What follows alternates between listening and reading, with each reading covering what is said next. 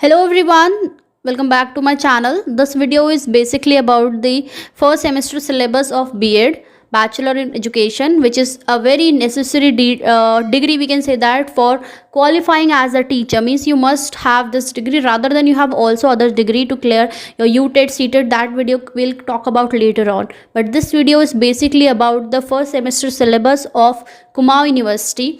ये जो वीडियो है ये कुमाऊं यूनिवर्सिटी के फर्स्ट सेमेस्टर जो बीएड है जो अभी कुछ टाइम बाद होने वाला है उसके सिलेबस को लेके है।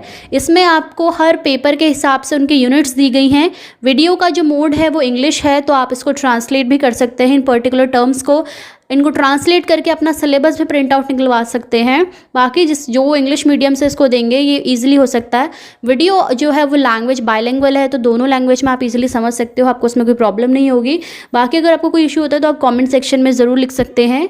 सबसे पहले बात करते हैं कि इसमें कितने पेपर है। तो बेसिकली जो आपका बीएड है फर्स्ट सेमेस्टर, ये खासकर इस पे आपके बेसिकली होते हैं 4 पेपर, 1 2 3 4, और हर पेपर के 50 to 75 समथिंग या 52 मार्क्स होते हैं। वो आपको कॉलेज ऑलरेडी जब आप एग्जामिनेशन या जब एंट्रेंस लेते हो तो आपको पूरा क्लियरली कर देता है।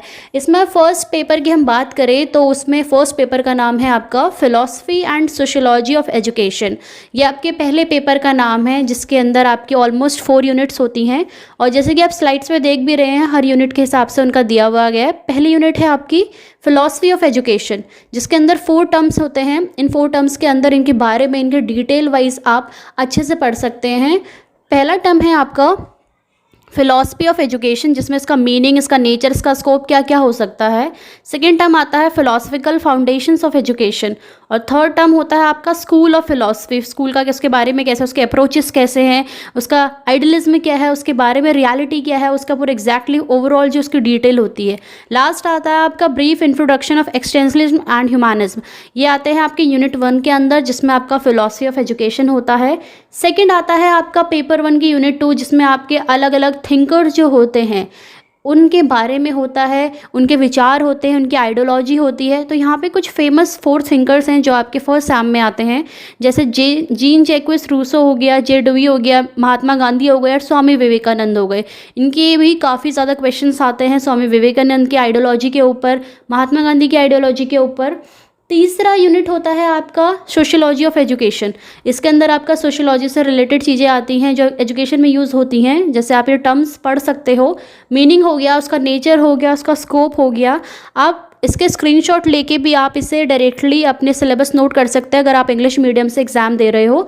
बाकी आप मुझे नीचे दिए हुए डिस्क्रिप्शन बॉक्स में डीएम कर सकते हैं, तो मैं आपको डायरेक्टली सिलेबस भी प्रोवाइड कर दूँगी।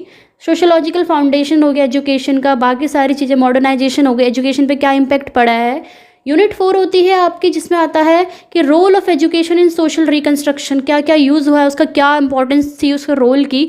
इसमें अलग अलग 4 टर्म्स हैं आपके पास। Social stratification and its effect of education, social changes हो गए, फैक्टर इन्फ्लुएंसिंग, और उससे को कौन से ऐसे फैक्टर्स हैं जो इन्फ्लुएंस करते हैं हमारे समाज में जो चेंजेस होते हैं, और जितने भी एजुकेशन को लेके होते हैं। अब हम बात करते हैं पेपर 2। पेपर 1 तो हमारा फिलॉसफी ऑफ एजुकेशन था, जिसके अंदर आपकी 4 यूनिट है, और उन 4 यूनिट के अंदर पर्टिकुलर अपने अपने सब्जेक्ट्स टॉपिक हैं। अब हम बात करते हैं सेकंड पेपर, जो कि हमारा है चाइल्डहुड एंड ग्रोइंग अप। इसके अंदर भी आपके पास ऑलमोस्ट 4 यूनिट है, एंड हर यूनिट के हिसाब से अलग अलग क्वेश्चनाइज, अलग अलग उनकी सब कैटेगरीज भी दी गई हैं। तो जैसे पहला यूनिट है आपका ग्रोथ एंड डेवलपमेंट।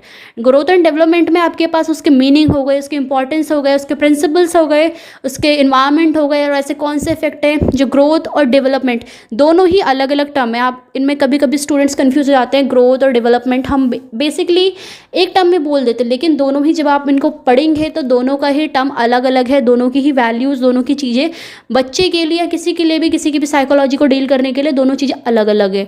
सेकंड आता है इसका इन्फेंसी, जो उसके बीच की लैंग्वेज होती है, और कैसे उसमें मोटर स्किल्स होते हैं, कॉग्निटिव स्किल्स होते हैं, और जो स्टेजेस होती है, मतलब पहले बच्चे से थोड़ा बड़ा, मिड मिड मिड, देन वो जो स्टेजेस होती हैं डेवलपमेंट की किसी बच्चे की, वो किस तरीके से होती हैं, उसके अंदर चेंजेस कैसे होते हैं, उसकी लैंग्वेज कैसी होती है, उसके अंदर अलग अलग टास्क कैसे कैसे डेवलप किए जाते हैं। मतलब बेसिकली ये जो पूरी यूनिट है आपकी सेकेंड यूनिट, ये इन्फेंसी के बारे में है। थर्ड आता है आपका चाइल्डहुड स्टेज, जो आपकी चाइल्डहुड बच्चे वाली स्टेज होती है अर्ली, और जो बाद की भी होती है बिंड वाली। उसमें उसके पूरे डेवलपमेंट कैसे होते हैं, उसके स्किल्स के बारे, जिसमें बच्चा थोड़ा बड़ा होता है, इमोशनली अटैच होता है, और उसकी हैबिट्स होती हैं, उसके जो बिहेवियर में चेंजेस आते हैं। होता ना जैसे छोटे बच्चे बड़े बड़े होते रहते हैं, तो हमारी अकॉर्डिंग भी हम लोग एजेस के हिसाब से बदलते रहते हैं, हमारा बिहेवियर चेंज होता रहता है, और उसकी एजुकेशन कितनी इंपॉर्टेंट होती है, और क्या ऐसी चाइल्डहुड प्रॉब्लम्स भी होती हैं। तो ये सारा आप कुछ इस यूनिट थर्ड में डील करेंगे। यूनिट 4 आता है एडोलेसेंस वाली एज, जो ये आपकी अबव एज होती है 12 to 18 समथिंग अराउंड। इसमें आपके पास उसके मीनिंग होते हैं कि बच्चों को क्या क्या, मतलब उनके बिहेवियर में क्या चेंजेस आते हैं, उनको कौन सी एजुकेशन इंपॉर्टेंस होती है। मेंटल हेल्थ सबसे इंपॉर्टेंट टर्म होता है बेसिकली इसमें। मेंटल हेल्थ क्या होता है, हाइजीन नाम की क्या चीज़ होती है, पूरा उनको काउंसलिंग वर्ड क्या होता है, गाइडेंस की कितनी इंपॉर्टेंस होती है, क्योंकि यही एज होती है जिसमें बच्चा का बिहेवियर मोस्टली ज़्यादातर चेंजेस होता है, और बहुत सारी चीज़ें, बहुत सारे फैक्टर्स इन्फ्लुएंस होते हैं अलग अलग चीज़ों को लेके। ये बच्चा इमोशनली अटैच होता है, और बहुत सारे बॉडी में चेंजेस वगैरह पूरे बिहेवियर के लेके इस सारी स्टेज में आते हैं। तो इस पेपर 2 में आप इतना ही पढ़ेंगे। अब हम बात करते हैं पेपर 3 की, जो है हमारा साइकोलॉजी ऑफ लर्नर। आपके पेपर्स के नेम भी हैं। इसमें फर्स्ट यूनिट है आपकी एजुकेशनल साइकोलॉजी एंड लर्निंग। इसमें अलग अलग बच्चे की साइकोलॉजी के बारे में और उसकी लर्निंग प्रोसेस के बारे में, कैसे कैसे चीज़ें प्रोसेस होती है, वो सब इसके यूनिट में दिया गया है। इसमें भी कुछ अराउंड 4 to 5 टर्म्स है, जैसे डेफिनेशन होगी उसकी, उसका मीनिंग हो गया, उसकी नीड, कैरेक्टरिस्टिक्स हो गई, कौन से फैक्टर्स होते हैं इन्फ्लुएंस करने के लिए, और अलग अलग थ्योरीज भी दी गई हैं इन 3 थिंकर्स के द्वारा, पैवलोव, स्किनर एंड थॉर्नडाइक। इनकी बेसिकली क्वेश्चंस में भी आता है कि इनकी थ्योरी को एक्सप्लेन करने दिया जाता है। और अलग अलग तरीके की ट्रांसफ़र ऑफ लर्निंग, मतलब लर्निंग फेज हमारा कैसे कैसे चेंज होता है। नेक्स्ट यूनिट है इसमें, जिसमें सबसे इंपॉर्टेंट रोल भी प्ले करती है मोटिवेशन की। क्रिएटिविटी एंड मेमोरी ऑल्सो हो गया। मोटिवेशन में इनके अलग अलग कंपोनेंट्स हो गए, अलग अलग थिंकर्स की अपनी थ्योरी है मोटिवेशन को लेके। क्रिएटिविटी बच्चे में कैसी होती है, उसकी जो मेमोरी की प्रोसेस होती है, वो कितने टाइम तक याद कर सकता है, वो सारी भूलने की चीज़ें होती हैं, वो सारी आपकी इस पेपर 3 के यूनिट 2 के अंदर है। पूरा जितना भी आप पढ़ सकते हो इसके बारे में, और ये इसके बेसिकली जो टॉप टर्म्स होते हैं वो दिए गए हैं। यूनिट 3 में आता है आपके इंटेलिजेंस और पर्सनालिटी के बारे में, कि वो किस तरीके का, उसका कैसा होना चाहिए था, आईक्यू वगैरह पूरा क्या लेवल होता है, और पर्सनालिटी आपकी सब्जेक्टिव वाइज मेथड कैसे बदलती है, और उसके अलग अलग डिटर्मिनेंट्स क्या क्या होते हैं। तो ये दोनों टॉपिक्स आपके 3rd पेपर में हैं, 3rd यूनिट के अंदर। नेक्स्ट बात करते हैं हम हमारा पेपर 3 का यूनिट 4, जो है ग्रुप डायनामिक्स और लीडरशिप। इसमें आपको अलग अलग चीज़ों के बारे में बताया जाता है, उनके कैसे क्राउड वगैरह डायनामिक्स होती हैं, कैसे उनके लीडरशिप आप में इंक्लूड कर सकते हैं, कैसे मीनिंग उनकी बदल सकते हैं, क्या इंपॉर्टेंस होता है, कैसे अच्छे लीडर्स की क्वालिटी होती है, और किसी भी टीचर का क्या रोल होता है बच्चे को एक इसमें डेवलप करने के लिए, उसमें ये क्वालिटीज़ डालने के लिए। तो ये सारा आप ग्रुप डायनामिक्स और लीडरशिप वाली यूनिट में पढ़ सकते हैं। नेक्स्ट आता है आपका जो लास्ट पेपर होता है पेपर 4, ये बेसिकली होता है principle and methods of teaching. ये जो टॉपिक होता है principle and method of teaching, इसमें बेसिकली बताया जाता है कि टीचिंग के कौन कौन से फैक्टर्स होते हैं, किससे कैसे चीज़ें हो सकती हैं। तब हम बात करते हैं इसमें, पहली यूनिट है इसकी, जिसमें आपका teaching as a communication process, आपका बात करने का तरीका, उसमें लेवल्स होती हैं, मेमोरी, अंडरस्टैंडिंग लेवल, ये सारे ULT MLT ये सब चीज़ें प्रोसेस उसके अंदर आती है, कैसे कैसे फेजेस होते हैं, क्या इफेक्ट करते हैं कम्युनिकेशन को, वो सारे बैरियर्स होते हैं, सिमेंटिक, फिजिकल, ये सारे बैरियर्स भी इसमें बात करे जाते हैं। नेक्स्ट यूनिट आती है आपकी टीचिंग स्किल्स वाली। इसमें आप लोग को बताया जाता है कि क्वेश्चनिंग कैसे होती है, सारा टीम टीचिंग क्या होता है, और स्किल्स को कैसे इन्फ्लुएंस करा जाता है, कैसे उनको बारे में और इलिस्ट्रेट करा जाता है किसी भी चीज़ को एक्सप्लेनेशंस के साथ। ही आपकी स्किल पे काम करने के लिए यूनिट होती है। नेक्स्ट आता है आपका मॉडल्स ऑफ टीचिंग। टीचिंग को अलग अलग तरीक़ों से अपने को ज़्यादा अच्छे से एक्सप्रेस कर पाना, अपने टॉपिक को ज़्यादा एनालाइज कर पाना, और उन चीज़ों को एक इंक्लूड करके पूरा अच्छे से एक्सप्लेन करना। इसमें आता है आपका सारे जो टॉपिक्स दिए गए हैं।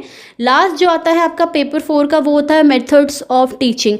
ये भी इंपॉर्टेंट रोल प्ले करता है। ब्रेनस्टॉर्मिंग क्या होती है, या आप लोग बहुत टर्म सुनते भी होंगे कि ब्रेनस्टॉर्मिंग हर चैप्टर के पीछे भी दिया होता था कभी कभी। ब्रेनस्टॉर्मिंग डायलॉग क्या हो गया, उसको पार्टिसिपेटरी मेथड कैसा हो गया, बच्चे का उसमें इंक्लूड हो रहा है या नहीं, वो लोग आपस में उस प्रॉब्लम को, उसका सोल्यूशन कैसे निकाल पा रहे हैं, प्रॉब्लम सॉल्विंग होता था। GD इस तरीके की आप ले सकते हैं, जैसे स्मॉल ग्रुप इंस्ट्रक्शन दिया गया है, GD भी उसका एक शॉर्ट नेम ही हो गया।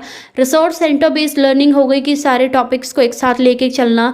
तो ये सारे जो यूनिट्स होते हैं, ये सारे जो टर्म्स होते हैं, ये आपके मेथड ऑफ टीचिंग में आते हैं.